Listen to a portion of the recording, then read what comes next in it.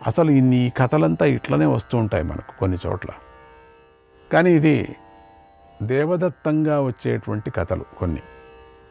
మనం మామూలుగా వినేటువంటి కథల్లో కూడా ఒక్క పర్యం చూస్తూనే ఆ రాజులు కానీ ఆ దేవతలు కానీ మోహిస్తారు. అది విధి అట్లా ఉంది. రెండోది కథ అట్లా జరగాలనుంది. వాళ్ళకు పుట్టబోయేటువంటి విచారం కూడా అట్లనే ఉంటుంది.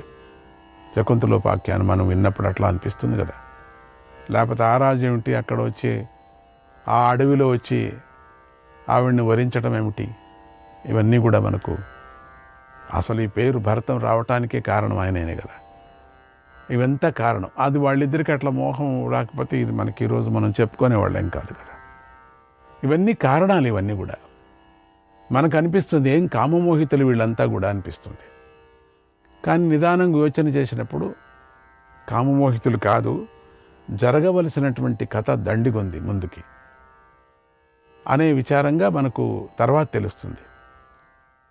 తనకు కనిపించిన సుందరి మళ్ళీ కనిపించకపోయేసరికి ఎంతో దుఃఖించసాగాడు. నేల మీద పడిపోయాడు కూడా, కొట్టుకుంటున్నాడు, ఏడుస్తున్నాడు. సరిగ్గా ఆ సమయంలో ఆమె నవ్వుతూ మళ్ళీ రాజుకు కనిపించింది. రాజు మన్మథుడికి వశుడైపోయాడు, బాధపడుతున్నాడు. ఏమీ మాట్లాడకుండా కదలకుండా ఆమెనే చూస్తూ అలాగే ఉండిపోయాడు. ఆమె అతడి పరిస్థితి గమనించి మధురంగా ఇలా అంది, శత్రువులను సంహరించేవాడా, లే లే పైకి లే, నీకు శుభం జరుగుతుంది, నువ్వు ఇలా బాధపడకూడదు అంది. సంవరణ రాజు ఆమె మాటలు విని, నేను ప్రేమించిన సుందరి నిజంగానే ఇక్కడ ఉంది, నాతోనే మాట్లాడుతుంది అని సంతోషిస్తూ ఆమెతో ఇలా అన్నాడట, ఓ సుందరి, నేను కాముడికి వశుడైపోయాను, నిన్నే సేవిస్తున్నాను. నువ్వు కూడా నన్ను ఆదరించి సేవించు, లేకపోతే నా ప్రాణాలు నిలవవు. కామసర్పం నన్ను కాటువేసింది, రక్షించమని కోరుకుంటున్నాను. నీ మాట కిన్నెరుల పాటలాగా ఉంది. నువ్వు మాట్లాడుతుంటే, నువ్వు నడుస్తూ ఉంటే, నువ్వు చూస్తూ ఉంటే నా ప్రాణాలంతా నీ వశమైపోయాయి. నువ్వు లేకుండా నేను బ్రతకలేను. నేను ఇంతవరకు బతికిందే ఎక్కువ. మదనుడు నన్ను గాయం చేశాడు. ఈ గాయాన్ని నువ్వే పోగొట్టగలవు. నాపై దయ చూపించు. నేను నీ భక్తుణ్ణి. నన్ను నువ్వు విడిచిపెట్టకు. నువ్వే నన్ను రక్షించేదానువు. మనం గాంధర్వ వివాహం చేసుకుందాం అన్నాడు. అప్పుడు ఆమె చెప్తుంది, ఓ మహారాజా, నేను స్వతంత్రురాలను కాను. నా ఇష్టం వచ్చినట్లుగా నేను నిర్ణయం తీసుకోలేను. నాకు ఆ స్వేచ్ఛ లేదు. నేను నా తండ్రి మాటను గౌరవిస్తాను. ఆయన ఏం చెప్తే అదే చేస్తాను. నా తండ్రి జీవించే ఉన్నాడు. నువ్వు నన్ను ప్రేమిస్తే, నన్ను కోరుకుంటే మా తండ్రి గారి అనుమతిని పొంది నన్ను పెళ్లి చేసుకో. నేను నీ మనస్సును అపహరించినట్లుగా నువ్వు కూడా నా మనస్సును అపహరించావు. నేను నిన్ను ప్రేమిస్తున్నాను. అయితే నా శరీరానికి నేను యజమానిని కాను. అందుచేత నేను నీ దగ్గరకు రాలేను, నీ వశురాలను కాలేను.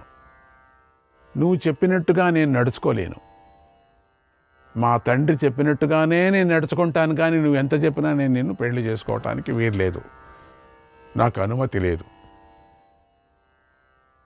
మంచి వంశంలో పుట్టిన నిన్ను ఏ స్త్రీ అయినా కూడా, ఏ స్త్రీ కానీ పెళ్లి చేసుకుంటుంది, నిన్నే కోరుకుంటుంది.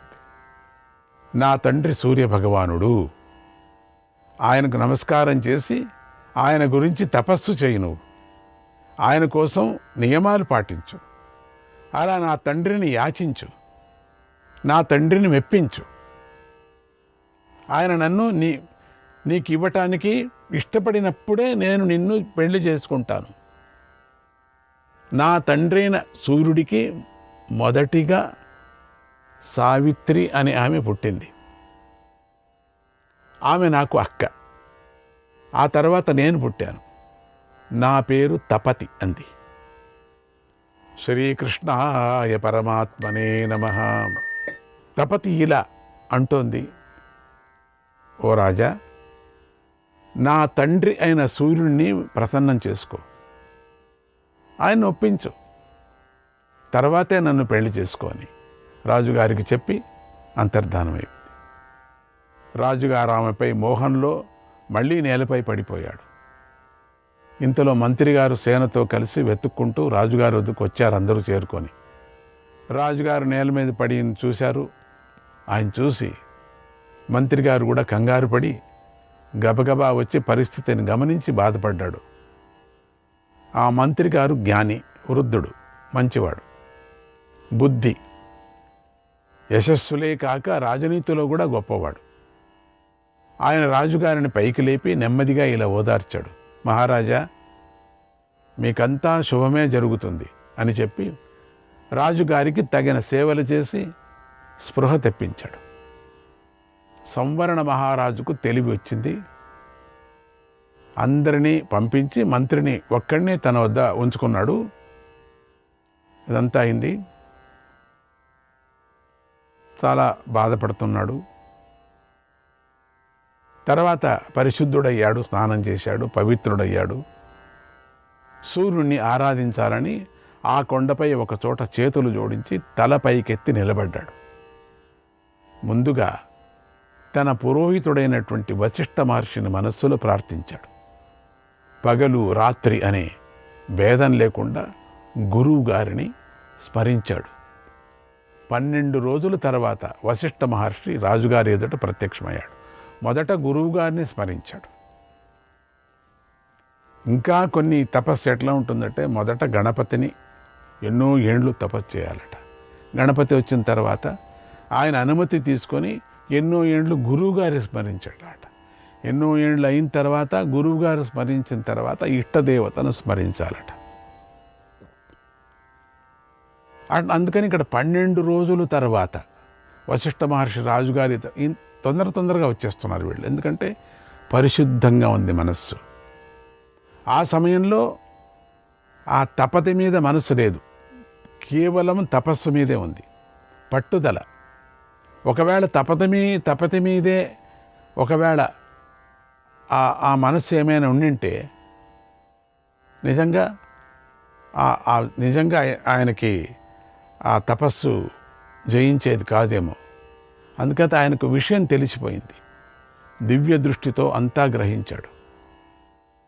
మహారాజా, అంతా శుభం జరుగుతుంది, బాధను విడిచిపెట్టు అని చెప్పి రాజుగారు చూస్తుండగానే గాల్లోకి ఎగిరిపోయాడు.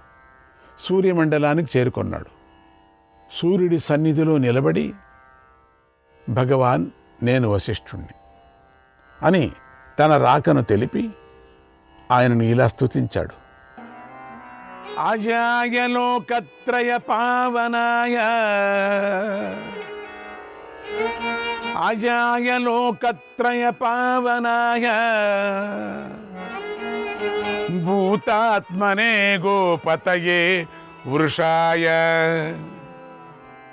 భూతాత్మనే గోపతయే వృషాయ, సూర్యాయ సర్గ ప్రళయాలయాయ, నమో మహాకారుణికోత్తమాయ,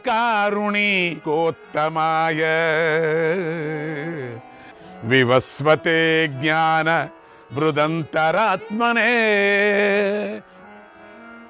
జగత్ప్రదీపాయ జగద్దితైషిణే, స్వయంభువే దీప్త సహస్రచక్షుషే,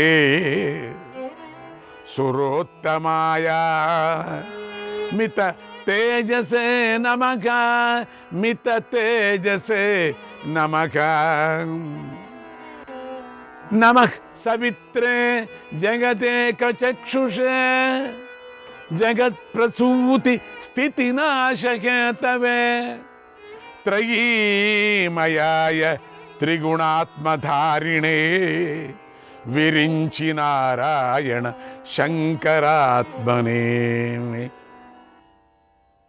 దేవా, నువ్వు అజుడవు, 3 లోకాలను పవిత్రం చేసేవాడు, సర్వప్రాణి స్వరూపుడవు, కిరణాధిపతివి, ధర్మరూపుడువు, సృష్టి ప్రళయాలకు అధిష్టాన దేవతవు, పరమదయామయంలో ఉత్తముడు అయినటువంటి నీకు నమస్కారము.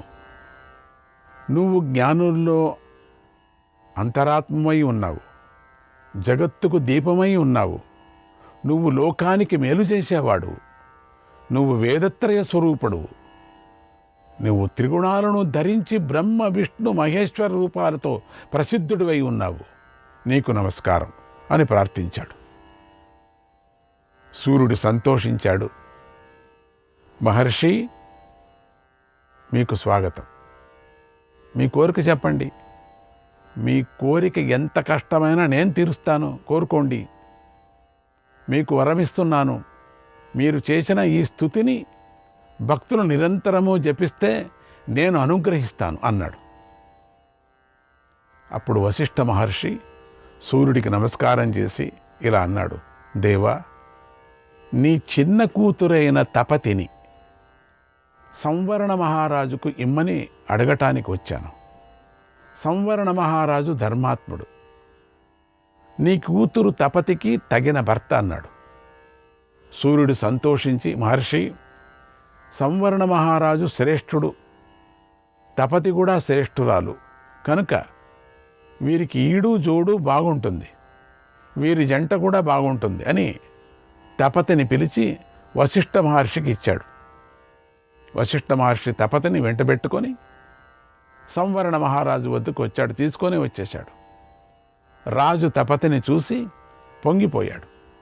ఎందుకంటే ఆ మహారాజు 12 రాత్రులు కష్టాలు అనుభవించాడు, నానా బాధలు పడ్డాడు. మళ్ళీ తపతి కనిపించేసరికి రాజు చాలా సంతోషించాడు, బాధలన్నీ మరిచిపోయాడు. మహర్షి అనుగ్రహంతో తపతిని భారీగా చేసుకున్నాడు. ఆ పర్వతం మీదే విహరించాలనుకొని మహర్షి అనుమతి తీసుకున్నాడు. రాజ్యాన్ని రక్షించమని మంత్రికి బాధ్యత అప్పగించాడు. వశిష్ఠ మహర్షి రాజు వద్ద సెలవు తీసుకొని వెళ్ళిపోయాడు. అయిపోయింది అక్కడికి. రాజు తపతితో కలిసి కొండ మీద హాయిగా విహరించాడు. ఇలా 12 రాత్రులు జపం చేసిన దానికి 12 సంవత్సరాలు ఆనందంగా గడిపాడు.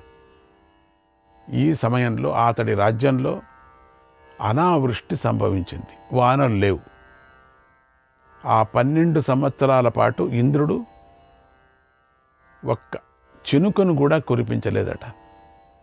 12 సంవత్సరాలు కురిపించలేదు. దాంతో సమస్త ప్రాణికోటి నశించింది. ప్రజల మనస్సులు క్షోభించాయి, మర్యాదలు మంట కలిశాయి, ఒకరినొకరు చంపుకొని తిన్నారు. దేశమంతా నరకంగా మారిపోయింది. అప్పుడు తతహతత్ తాదృశం దృష్ట్వా స ఏవ భగవాన్ ఋషికి అభ్యవర్షత ధర్మాత్మా వశిష్ఠో మునిసత్తమః. వశిష్ఠో మునిసత్తమః. అప్పుడు పూజ్యుడు, మానవుల్లో శ్రేష్ఠుడు, ధర్మస్వరూపుడు, అంటే మునుల్లో శ్రేష్ఠుడు, మానవుల్లో శ్రేష్ఠుడు, ధర్మస్వరూపుడు అయినటువంటి వశిష్ఠ మహర్షి ప్రజల దుస్థితిని, బాధలను చూశాడు, చలించిపోయాడు. ఆయనే వర్షాన్ని కురిపించాడు, అందరినీ రక్షించాడు. రాజ్యానికి దూరంగా ఉన్నటువంటి రాజును రప్పించాడు. రాజ్యంలో పరిస్థితులన్నిటినీ చక్కదిద్దాడు, శాంతి నెలకొల్పాడు. సంవరణ మహారాజు తపతితో కలిసి రాజ్యంలోకి అడుగు పెట్టాడు. అప్పుడు ఇంద్రుడు వర్షం కురిపించాడు. క్షామం పూర్తిగా తొలగిపోయింది. మెలకలు మెలిచాయి, అంటే మొలకలంతా మెలిచాయి, అంటే ధాన్యమంతా మెలిచింది.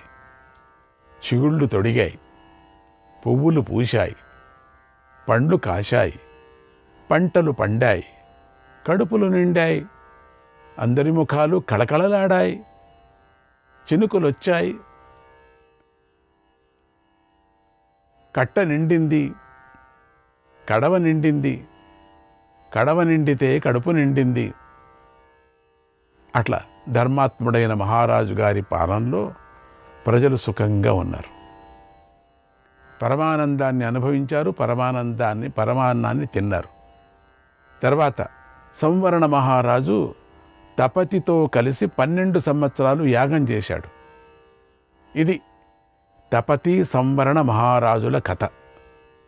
ఆ సంవరణ మహారాజు మీ పూర్వీకుడు. ఆయన సూర్యపుత్రి అయినటువంటి తపతని పెళ్లి చేసుకున్నాడు. అందుకే నిన్ను తాపత్య అని పిలిచాను. మీ పూర్వీకులు వాళ్ళంతా. ఆ దంపతులకు కురువు పుట్టాడు. కురువు అని పేరు వింటేనే విచిత్రం అనిపిస్తుంది అప్పుడప్పుడు. కురువు పుట్టాడు. అందువల్ల నువ్వు కురు వంశం ఇదంతా కూడా, వీళ్ళది కూడా తాపత్యుడయ్యావు. ఇలా మీరు కురువంశంలో పుట్టారు కనుక కురువులయ్యారు. క్రమంగా కౌరవులయ్యారు. పురువంశంలో పుట్టారు కనుక పౌరవులయ్యారు. అజమీఢ వంశంలో పుట్టారు కనుక అజమీఢులయ్యారు. భరత వంశంలో పుట్టారు కనుక మీరు భరతులయ్యారు వాళ్ళు. ఇలా మీ వంశంలో ఎంతమంది మహాపురుషులు పుట్టారు, అప్పటికి ఆ వంశంలో అట్లా పోయింది. వారి పేరు మీదుగా మీకు ఇన్ని పేర్లు వచ్చాయ్యా.